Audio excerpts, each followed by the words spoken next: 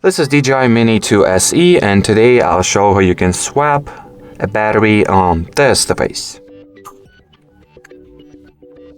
First, you will need to have your drone with its battery inside and have the replacement battery on you as well.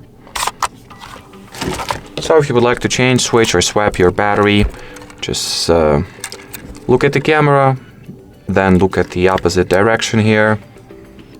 And now you can take off this battery by simply sliding it out of your drone. So here you'll find the, I don't know how you call it, but this stuff. Open this compartment rather, it reveals the battery inside.